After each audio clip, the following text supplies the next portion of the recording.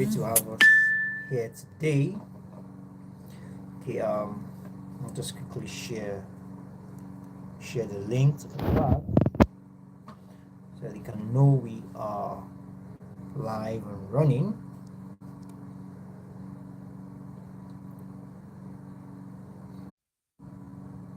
All right, switch this a bit. Also, it's great to have us here again tonight, and just send the link to the class so they can know we are actually live. You can get on with today's class. Just put my phone on silent so we don't get distracted. Mr. Joseph is also ready. Okay, Preky is also here. Mr. Jolas is also here. Awesome.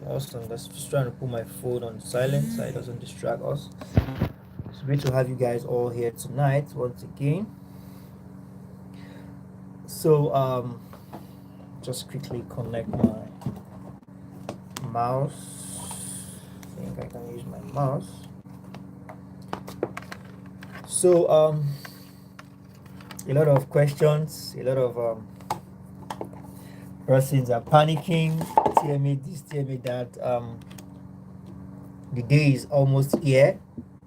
By 12 a.m. today, the TMAs will be uploaded, and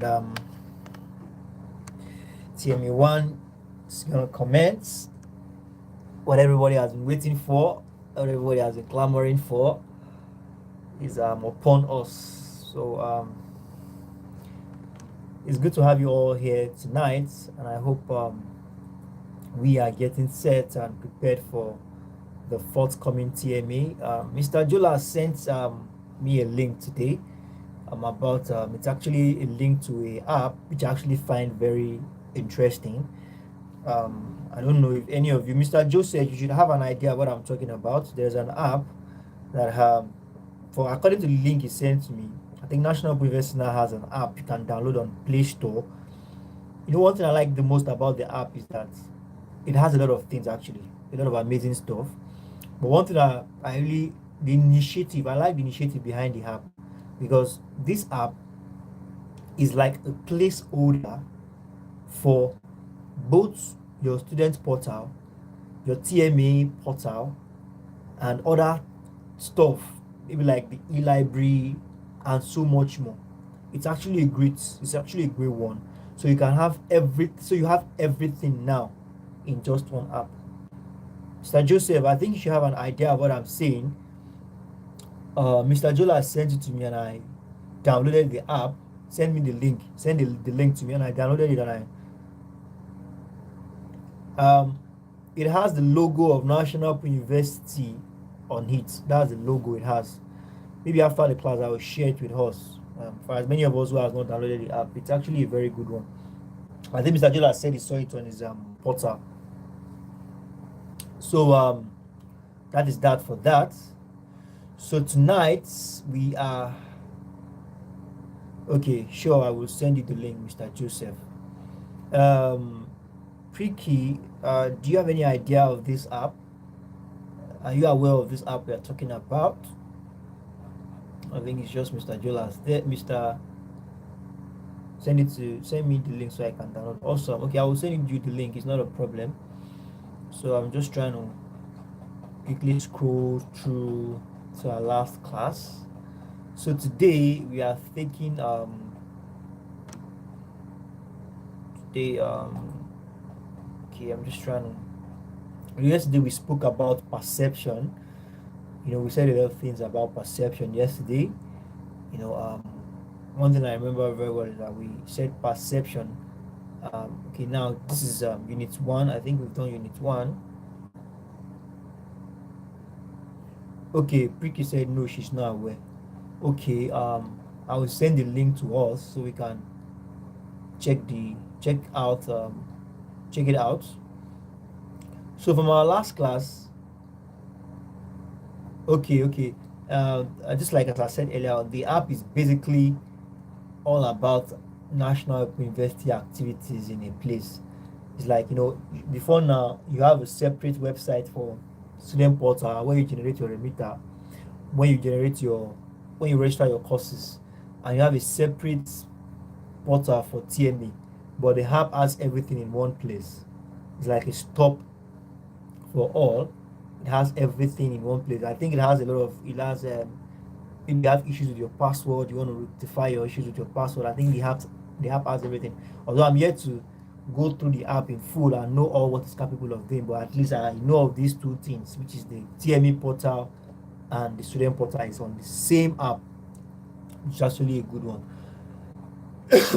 So yesterday we spoke about, let's go quickly across what we learned yesterday. We said something about personality factors. We said something about learning style and perception. We spoke about motivation and perception. Is it the module app? No, this is not the module app.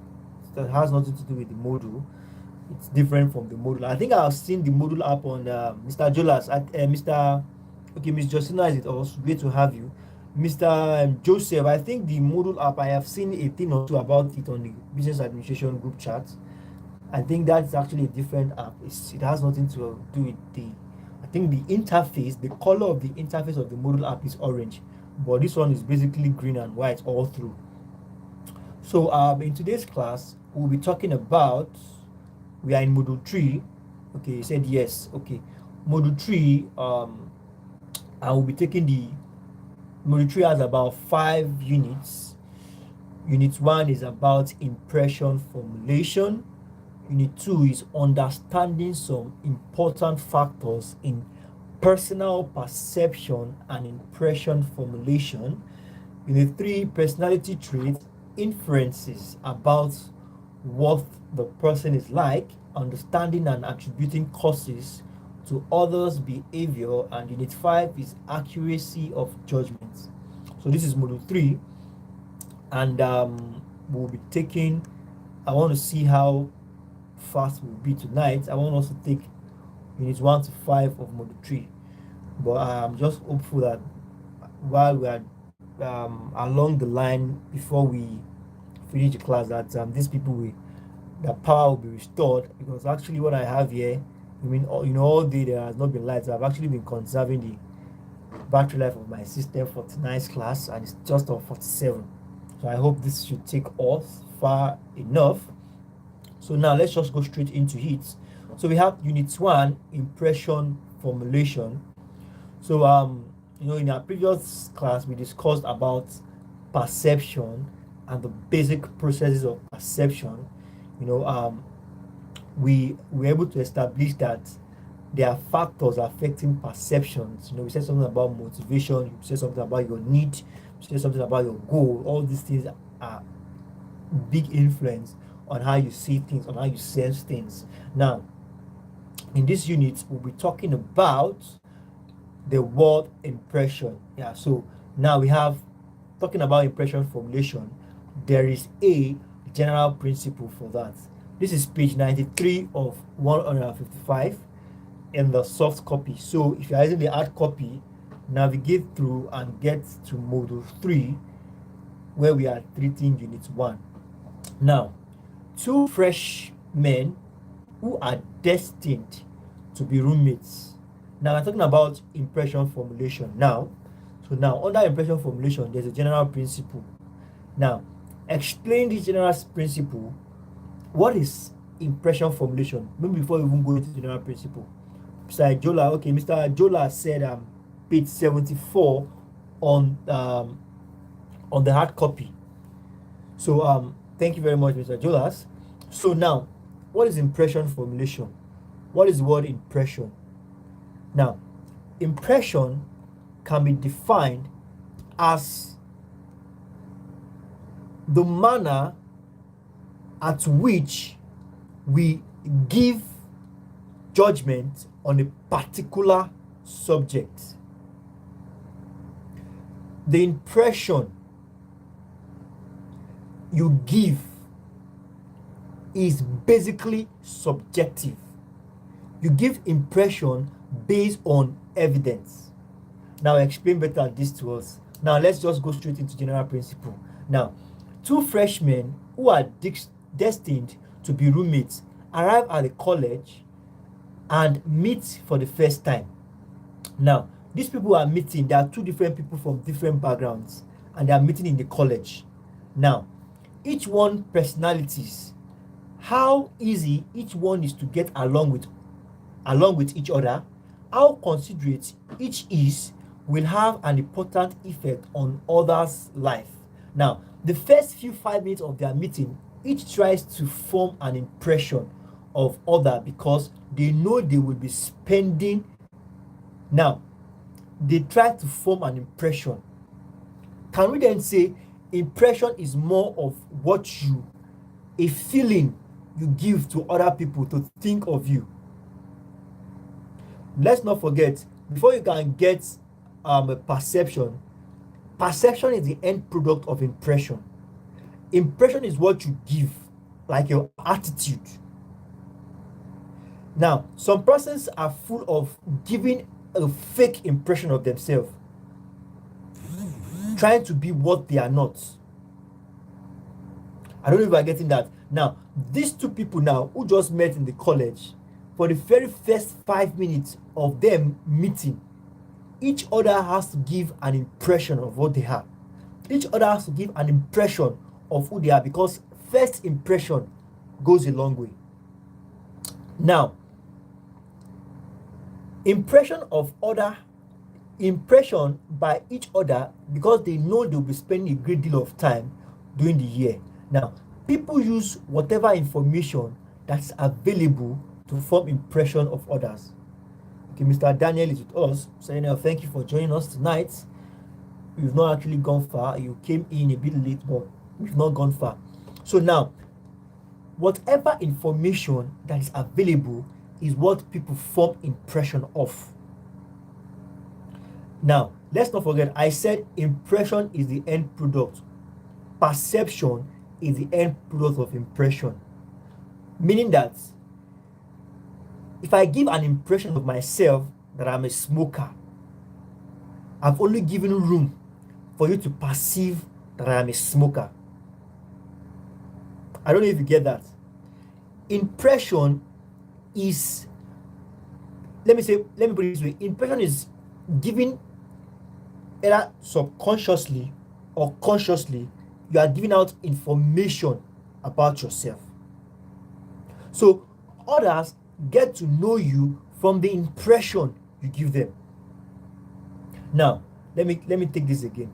People use whatever information that is available to form impressions of others. Now, to make judgment about their personalities or hypothesis about the kind of person they are.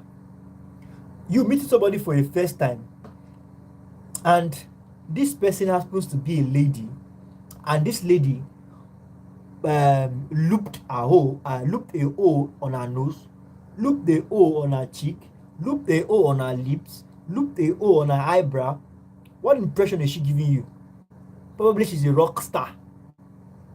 But she can never give you the impression. You can never have the impression of this person is a corporate or a formal person because of the way she appeared. That's why they say that impression is made from the available information, directly or indirectly, you are giving about yourself. People form impressions from you. Now, let's go ahead. Now, in thinking about how people form impressions of others, it is useful to keep in mind 6 quite simple general principles. Speaking about general principle of impression, now we have 6 general principles of impression. So 1, we have people form impressions of others quickly.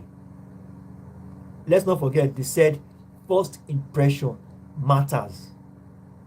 People form impression about others quickly on the basis of minimal information. People don't even need to spend much time with you. Some persons already know who you are with this very few time they spend with you, meeting you for the first time. So that's why we need to be careful And always be in composure, and let's not give false impressions about ourselves to others. Now, perceivers pay special attention to most salient. Salient means most important features. Meeting with somebody for the first time, the person is calm, quiet, composed, doesn't talk too much, not a talkative. You could tell that this kind of person is quite a formal and a gentleman. Or like meeting somebody for the first time, talks lousy and everything. You could form several impressions from that very first time you are meeting the person. So now, perceivers, they pay attention to salient features about the person, important features about it, rather than paying attention to everything. Now, this is about an individual's quality. From the very first time they are meeting you, people can tell what your qualities are. People can tell what kind of person you are because of the first impression you are giving them. Now, the third one says processing information about people involves perceiving some coherent meaning about their behavior. Coherent meaning in their behavior. Now, coherent, understanding the meaning of their behavior. So that means impression is being formed from studying your behavior. Impression is being formed from observing your behavior. Now the fourth one says we organize the perceptual field by categorizing or grouping stimulus. Let's not forget we said something about stimulus yesterday. Oh, Miss Justina, say our network is bad. Oh, sorry about that. I think if you are using MTN, I think sometimes data can be the issue. If your data, I'm not together with you again. Oh, sorry about that, Miss Justina. I think data might also be the issue. If your data is low, you might have issues streaming with the classroom. So and probably could be network too, because MTN network has not been good these days. I've actually been on Airtel. Oh, network issues. So sorry about that. That's quite unfortunate. So now, let's not forget, yesterday we said something about stimulus. Stimulus are reactors, things that propels an action, like a call to order. Now, the grouping of stimulus. Now, somebody can make an impression of you by what gets your attention. I don't know. For example, now in a vehicle of 5 persons, you became 6. When you entered into the vehicle, you had them talking about business. You didn't make any contribution. You had them talking about politics. You didn't make any contribution. The moment they start talking about sports, okay, we are actually in module 3, unit 1. Mr. Daniel, we are in module 3, unit 1. Module 3 of unit 1. So as I was saying, the grouping of stimulus, the categorizing or grouping of stimulus, in the sense that, so the moment they start talking about politics, about sports, bam, start making contribution. So sports now is a stimulus that will make that would have made somebody else to discover or to have an impression about who you are. So stimulus also is one of the general principles of creating an impression. Now, we also have enduring cognitive structures. When I say cognitive, it has to do with the way you reason, your thinking ability. Enduring cognitive structure, how you are enduring when it comes to mentally and physical, mentally sound, to make sense of other people's, you observe their cognitive abilities. You understand? Cognitive abilities is how smart they can be upon identifying okay, let's just skip that. So we have personal goals influences how he or she perceive others. Definitely, if your if you aspire to be a doctor, you know, you definitely know that you have to be in love with courses like subjects like chemistry, biology, you know. So that's what triggers you. That is what you see. That is what you understand. So if you really don't have people in that field communicating with you, you might see others as inferior or something. Just like the way science students used to feel when we were in secondary school, they used to see themselves as bookwormer. And I can't remember many times I was an art student then. I can't remember many times I used to win them in debate back to back. They were claiming bookwormer. Although most of them knows mathematics then. That's just the only thing. Most of them know a lot of mathematics. You understand? It's because probably, although I'm not of that opinion, but people say it's because they actually they are exposed to further maths and chemistry and all these physics and course that has mathematics. So that's that. So now we have information we use for impression. No, we've spoken about the general principles. Now we are speaking about the information we use to form impression. Now, our knowledge and expectations about others are determined by impression we form from them. Definitely, that's the key word. Information we use to form impression. I can take this down. The knowledge and expectation about others are determined by impression we make or we form of them. Now, at glance, someone's picture or at an individual person on the street gives an idea about the kind of person he or she is. Now, even learning a name tends to conjure up image of what owners is like. When two people meet, if only for an instant, they form impression about each other. Definitely, and knowledge and expectations. Just like you seeing a picture of fella Nicolas Pokuti. I believe you all know that who that person was. Fela Aníkúlápó Kuti. I believe we should all know who that person was. Just going on the street and seeing his image alone, you definitely form an impression that it now depends on the kind of impression. Some people see him as a revolutionist, some people see him as a drunkard. It depends on the kind of information, the kind of impression you want to form.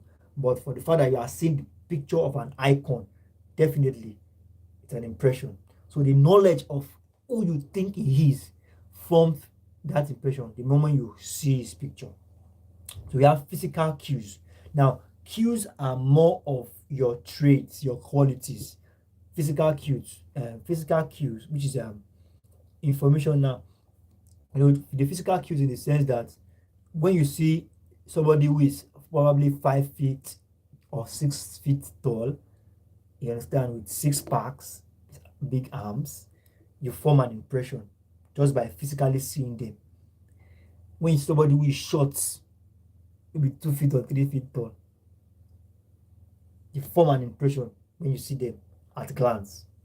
So, we spoke about the knowledge, information you can use to form impression, the knowledge of the person.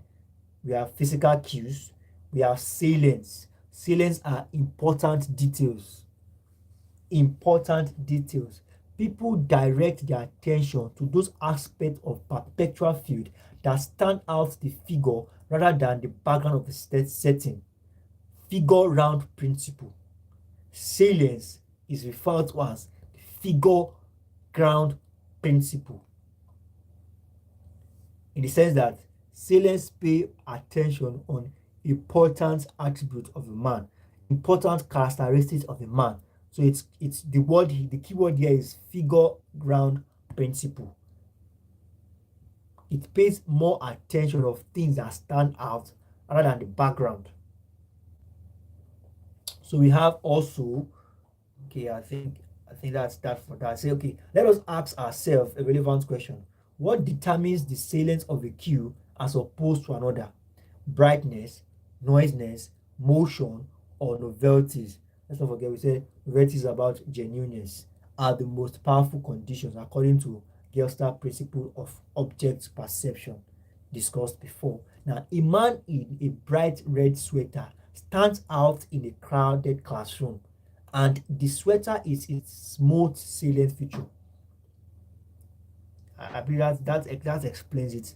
Most salient feature. You pay more attention on salient things, important things. So there's an example here used of a man in a classroom. Definitely, maybe the classroom in a class, there's always a uniform. Maybe the uniform is white and black, and this guy amongst everybody in the class is putting on red sweater, so he will be easily identified. Just like you meeting a comedian, this guy Barashagi, even though you have not even known Barashagi before, or you don't even know of his massive movement on YouTube or any social media handle, if you come across him, you could tell by the way he would probably be addressing you, or by the way he's talking, that this person is a comedian. Basically, important important features. Now, it is to be noted that silence has a number of consequences for people, for person's perception. Now, we're talking about the consequences now of person perception. First, salient behaviors draw more attention do subtler than to subtler. Subtler is when something is not easily noticed, when something is a bit complicated, complex, and it's not easily noticed. Less obvious ones. Now, we're talking about now the consequences for person's perception. Now, to be noted that silence has a number of consequences for person perception. Now, the consequences of silence perception, we have first, silent behavior draw more attention than less obvious one, meaning that the most important thing gets more attention than the less important thing. So somebody can be a comedian, just by meeting them you discover that they're a comedian, but and that same person can be a business tycoon, but at the moment the salient feature is one getting all the attraction. And secondly, somebody gave this definition, and the definition was actually given by Taylor and Fisk, 1978. So second, salient influences perception of casualty, in that more salient people are seen as having influence over their social context. Okay, influences perception. Okay, salience is definitely, it influences perception big time. You understand, and gives an advantage to these people of their social context. So yeah, salience increases the cohesion of impression. Important features important features increases the cohesion of impression. Cohesion is the sense of understanding of that impression. Silence does that. It is also important to note that silence stimuli draws most attention. But Shaggy now, what draws most attention to him is because of what he does. He's a comedian, he makes people laugh, and that draws attention. So we have that as that. So we have you must have learned that in this unit concerns what are general principles of impression formulation, and we also have learned that information we use to form impression, the information we use to form impression, and amongst the most important such informations are physical cues and salient physical cues. Now, the most important information we use to form impression about people is their physical cues and salience. So that is that as that. So we have we move now to the next unit, unit 2, understanding some important factors in person perception and impression. What are the factors in person perception and impression formulation? Now, the last unit we discussed about impression formulation, the general principles, and understanding the importance of person's perception and formulation. So now we're going to talk about person's perception.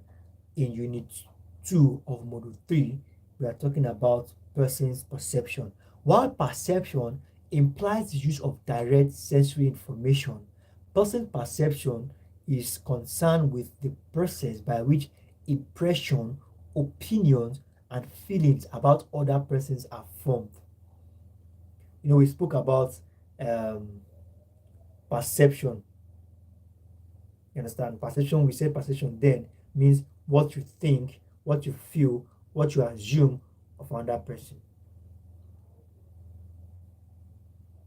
Perception implies the use of direct sensory information. Sensory that has to do with your senses, your direct um, information you got from your senses about the person. Now, but person perception now is now talking about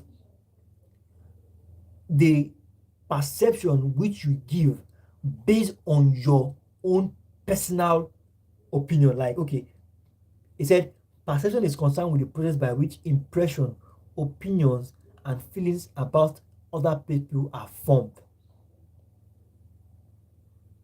I don't know if you get that. Person perception is said to be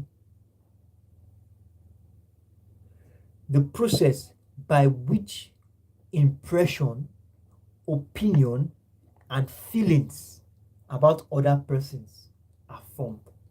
Now, often, now, before we go forward, I want you to take down this keyword. Perception implies the use of direct sensory information. Dash involved use of direct sensory information. Perception. Now, take down this point again. Person perception is concerned with the process by which impressions, opinions, and feelings about other people are formed. Now, often our opinion about other person is not an opinion about other person is not based on direct information, but on a statement by others or knowledge of the person received from other source. Definitely, our perception, most time our perception about other people does not necessarily mean these are direct information we got. It's actually based on a statement where somebody else said, or your information or the sources from another source. So basically, that's how we make perceptions about other people.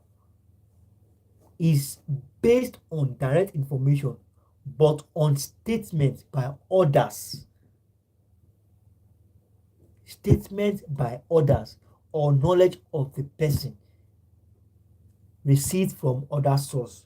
That is how personal perception is being made, and person perception is being made. So we have that as that. So we have, there are three sources in forming impression of personality. Let's not forget, we're talking about person perception now. Person, personality, they go hand in hand. So now there are three sources in forming impression of personality.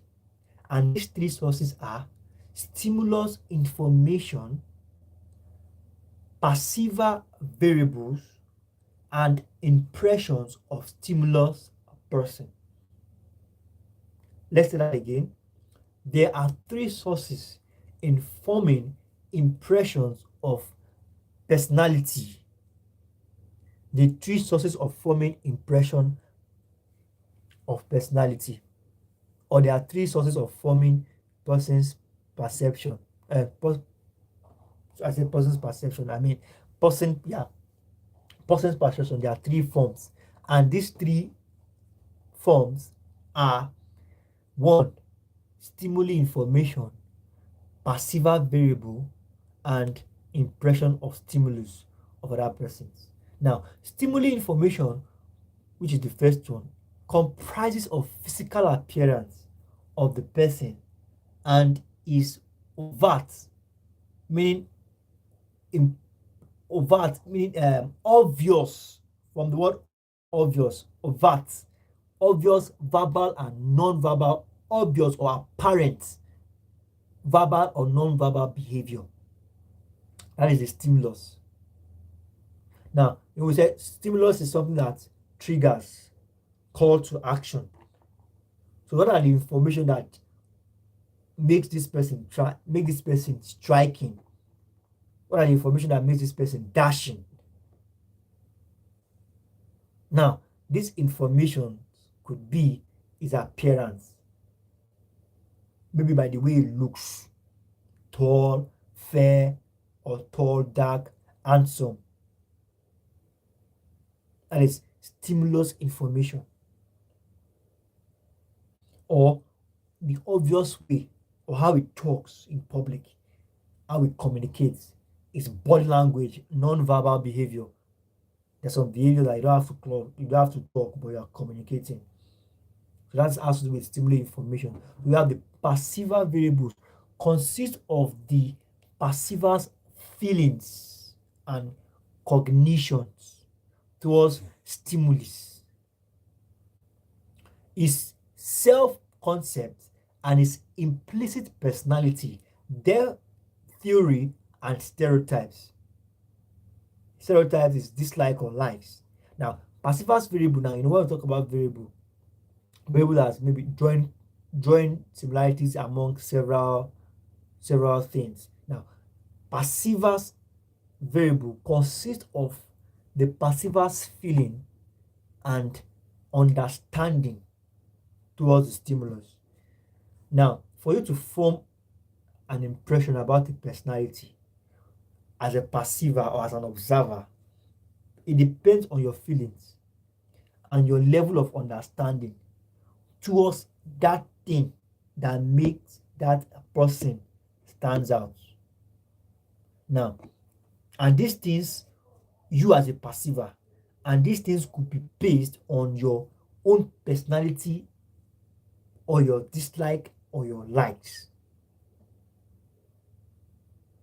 There are a lot of variables when we talk about perception formulation.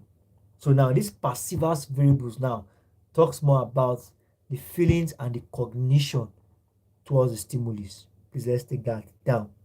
Now, the last source consists of perception of casuality, intent from the word intention, justifiability, attribution of personality traits, and other cognition towards the stimulus person. Miss Justina, this your network is really serious. Yeah, I've actually been complaining all through that your network is bad. So sorry about that, Miss Justina. Not to worry. I think the video, I will make the video public after the class, because usually it's usually private. But very soon our videos will become private very soon, because as the class expand, only people who are in the classroom might have access to only people who are in the classroom might have access to the videos we treated. There's a classroom where I'm trying to fix my phone to the system because it's running low. I think it's on 3% now. Just trying to connect it to the system so that it won't just shut down along the way. Please pardon me. So about, as I was saying about the classroom, there's a classroom whereby I personally attend to people's needs. They are my responsibility. There to guide them, walk them through. If 20 people ask me question, out of those 20 people, if 5 people from that 20 people are from the classroom, I'll first attend to their need in the classroom. You understand? Before I attend any other person's need. So they are my priority. People in the classroom are my priority, and I take them very, very dear to my heart, because I know they need me, and I will be also there for them. So that is that for the 3 different sources of forming impression, which again are stimulus information, perceiver variable, and impression of stimulus. So I have to use my sensor now. I just disconnected my mouse.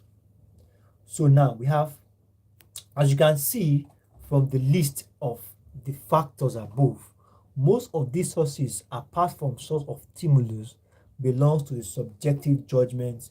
Definitely still have to do with the perceiver in view. So now there are, however, the following modes of perceiving others. Now we are talking about modes of perceiving others from the point of view of outward appearance and other superficial characteristics of the person. Still, it has to do with physical cue because now we are talking about the outward appearance, you understand, of that person, the mode at which we perceive, you understand. Now we are talking about the outward appearance. Now we also talk about the traits of the person, how aggressive, how shy, how temperamental that person is. And we also talk about from the point of a cluster of congruous traits of a person, for example, strong and bold, a cluster of combining a lot of things about, considering a lot of things about the person. It has to do with his traits. You understand? It's basically the traits of a person. From the point of variety of traits, I think it's basically all traits here for just a minute. Should I think I overshoot here. I'm trying to fix this.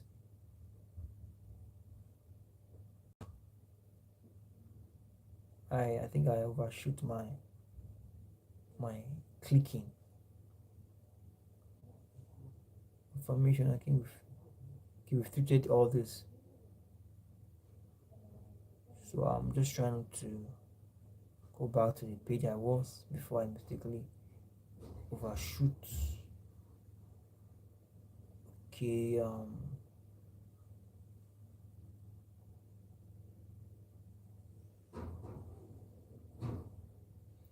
we've spoken about person perception. Spoken about this already. I'm trying to okay. I think I'm almost there. That's one thing when you're not using your mouse. Okay, I think I've trying to locate where I was. Okay, now from the point of view of variety of traits, not necessarily congruous of the person. For example, how polite, how cruel, how kind. Basically, just about the traits, and the traits implies how the person talks, how the person behaves. Is the person harsh? Is the person polite? These are basically. I think I should just use my hand to scroll through the screen. So basically the mode of perceiving others. We perceive them based on how they behave, how they talk, how composed they are. Are they temperamental? Are they shy? Those are the modes of perceiving their traits, basically. Consider them to observe them. Now, most the important factors in person perception. Now, this person perception basically mean individual perception, how you observe an individual. Sorry, how you create, how you form perception about an individual. Now, we have the verbal cues. How well does the person talk? Is still, I think all those things are actually interwoven because we spoke about, we said something about the mode at which we form perceptions about somebody. Now we're talking about the important factors, and we have it the verbal cue. You understand? We have verbal cue in the sense that how well does the person talk, how well does the person communicate. You understand? So that is that for that. Non-verbal has to do with your body languages, how you respond, how you behave even without talking. What are your body languages? How do you respond to stimulus without even talking? Has to do with that. So we have the social stereotype. We often find ourselves having only one categorical information concerning social dislike. You understand? Probably just about an information you have that you feel is not true and it's based on what you think. So we often categorize a person as a policeman. Okay, now having only categorical information concerning a person, we often not categorize a person as a policeman, a teacher, an old man. In in all such categorizing processes, society selects the dominant trait identifying various category of person. For example, the age is just about stereotypes about social stereotypes. What does socially, what is socially accepted and what is socially not accepted. That is one way, or also we actually form one of the important factors that one of the important factors in person perception. The verbal cues, non-verbal cues. We say the verbal is how you talk, how you communicate, and the non-verbal has to do with your body gesture, your yeah, how your body language, social stereotypes, what is acceptable and not in the society. So we have Percival's variable, according to Brunner and Taguchi in 1964, refer to the idea that perceivers generally have a set of, excuse me, okay, have a set of biases in judging others in their implicit personality theories. That is, without realizing it, the perceiver has a theory about what other people are like, and this theory influences his perception. Now we're talking about the perceiver's variable. Let's not forget the perceiver is a human being, and in quote, this perceiver already have a way of seeing people, a concluded way of seeing people. Now, no matter how much, it's just like I'm being careful now. I'm trying to use an example. Okay, it's just like some part of Nigeria, they really love eating dogs. Like they love the like dog meat. And some parts feels for you to eat dog is inhumane and wicked because some persons see dog having a dog in the house. Some persons see it as extended a part of their family because dog communicates, understand with its owner. So now, for somebody like that who doesn't who likes dogs and doesn't want to see them hurt, if somebody like that is to observe somebody who eats dogs, there's already a theory in his mind that people that does eat dogs are wicked. You understand? So there's already this thing he has, and that theory enough, that theory looks perfect to the observer. And that theory enough is already a bias because if he is to judge those people, he can't judge them based on objective facts because he already has a bias. You understand? So that's what this perceiver's variable is talking about. Brunner and Taguchi in 1964 refer to the idea that perceivers generally have a set of bias in judging others. So we have that as that. Okay, let's just take this quickly. Um, in another experiment, a group of children were taught the same lesson by a popular teacher who was instructed to make as many mistakes in teaching as possible as by another unpopular teacher who was instructed to give a copybook lesson. A post text was given to the children asking them to rate the teaching of the two teachers.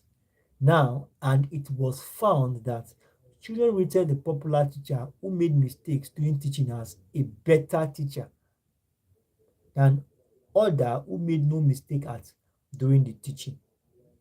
It is obvious that such findings that individual biases towards other people had influenced their perception of the teaching method of the two different teachers. Many studies have shown that perceivers persons they assume to be more similar to themselves than person towards whom they feel neutral, to whom they dislike.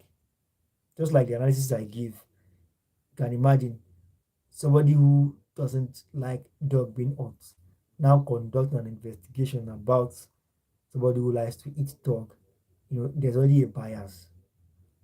The judgment is already biased. Will definitely be biased. Or I'm not going to politics. I wanted to use an analogy of politics, but there's no need for that. Sometimes preferences are shown on the basis of similarities. For example, successful teachers tend to perceive the teaching profession as only honest profession worth doing. They even marry within their profession. There are cases when an individual who is withdrawn and shy and knows that he or she is not rewarded by others of being so, tends to admire one who is opposite. That is talkative, self-confident, and persuasive. It is also noted that in later case, the preferences are based on compatibility. Okay, let's just going to give illustrations on how these things works. So I believe that is that for that. Distinguish self-assessment too. It says distinguish between stimulus information and perceivers variables. I think that is well discussed already. We said something about perceiver variable. There are a lot of biases, and you understand there are a lot of biases. There's already a theory the perceiver is having in mind, and that is that for that. And we said something about stimulus. What are the things that propels person's perception, the stimulus that propels person's perception. We talked about physical cue. We spoke about a lot of things there, and the body language of the individual, non-verbal. All this actually physical. All these things are actually what we know as stimulus information. You understand? So that is that for that. So the most important aspect of impression evaluation. Now, impression evaluation, the most and powerful aspect of first impression is evaluation. Let's take that down quickly. The most important and powerful aspect of impression is evaluation. Evaluation is the process of dissecting available information about a subject. When you evaluate, you want to get facts. Do we like or dislike a person? Put more formally, the evaluative dimension is that most important of a small number of basic dimensions that organize our unified impression of other people. Now, this point was shown in a study of Osgood in 1957 using the measurement procedure called the semantic differential. Semantic differential, that is excuse me, trying to check okay, let me just disconnect this. So yeah, good. So now Osgood in 1957 made use of a measurement process called semantic indifferential. Now listen, in this study, participants were given a list of trait pairs and asked to indicate which traits more closely describe particular person or object. The list consists of such trait pairs as happy to sad, good to bad, strong to weak, calm to cold. It is important for you to note that these underlying dimensions accounted for most of the rating. Potency, which is strong to weak, activity, which is active to passive. Once we know that someone rates murder as very good, moderately strong, and somewhat passive, we learn little more about this perception of murder by asking for additional rating.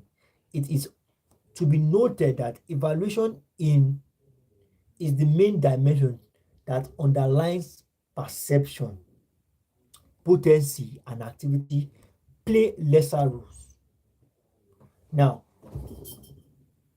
I don't know if we get what I've just explained or what I've just read out. I mean, this issue of semantic differential, a list was given out, you understand, to evaluate a perception. And this list was targeted at specific people. Now, information gathered towards the semantic differentials would not be concrete enough without an evaluation. And this evaluation is given that some certain people goes for people, some certain answers were thick or moderately accepted or not accepted at all. All these things were discovered by the process of evaluation, the process of breaking down, explaining further, in order to get what? To get actual information. Now we have positively biased. A general, okay, positively biased, probably bias is okay. Now let's just go into this. A general evaluative bias in person perception is to evaluate people positively. A general evaluative bias in person perception is to evaluate people positively. Now, a phenomenon termed the positive bias. Let us cite an example to enhance your level of understanding. In one study, a student rated 79% of their professors in college favorably. That is above average. 97 is above average on a rating scale, despite all the mixed experience students have in their college classes. Now, a research was given out, a research was made, and research is about students rating their professors in college. And believe me, professors are not the same. There are some professors definitely they will frustrate you. There are some they won't frustrate you. But generally speaking now, students still appreciate professors, whether they frustrate you or they make your life easy for you. Because what? There's a positive bias that whether they frustrate you or not, the fact that they even come to class to teach you is good enough. The frustration there now is not really important. It's not really a problem because it's now left for you to try and adapt or follow your professor the way he wants to be followed. So that's more of a positive bias. So now we have, what else do we have here? We have negativity effects. Now, during impression formulation, we tend to pay special attention to negative information. Definitely. Bad news sells. I don't know if we know of that. Bad news sells. And we come to form an overall impression of the person that negative information is weighed more heavily. You can imagine you are trying to create an impression about a person, and all the thing you have been hearing from other people is bad, bad, bad, bad news. How can you now make good impression of that person when other people are telling you bad, bad things about the person? That's the power negative effect has on creating impression. Just makes your impression about that person negative because of the negative traits people are saying this person has. So we have that as that. We have emotional information. As it is true for negative information, perceivers notice emotional charge, information and make great use of it in their judgment about others. Excuse me. That is, we infer what people are like from emotions they express. In fact, emotional information is one of the most difficult sources of information to ignore when perceiving others. Emotional information now has to do with your own personal traits, your own, it has to do with you personally. You can be emotional in the sense that probably the physical clue of the cues of the person strikes you, probably the way the person talks, you understand how the person speaks, maybe the non-verbal cues of the person also strikes. So your emotional information definitely will be influenced. So we have the conclusion. In this unit, you have learned person person perception. We've learned about that, and therefore it is important factor. We have also learned the important factor in person perception, and we have also learned important aspect of impression, which we've also learned which are evaluation positive bias, negative effect, and emotional information. Those are the important aspects of impression. So we have our summary. You've learned impression, you've learned person perception, impression formulation, factors in person perception. We also learned important aspects of impression, therefore learn the process of putting together information about people. Okay, we have described three sources of forming impression. We also have state four modes of perceiving others. I think that we just discussed in our previous units. So we have unit 3, which is talking about personality traits, inferences about what the person is like. Personality trait is what we are talking about now. We have from behavior to trait. Traits are more of your characteristics, what makes you up. It's not more of behavior. Now we will move from observable information such as appearance, behavior, even gesture, to personality traits inferences about what the person is like. Note that referring to traits is more economical and general way of describing a person than referring to behavior. Referring to traits is more of economical and general way of describing a person than referring to behavior. Your traits are more of your qualities, what makes you up as a person.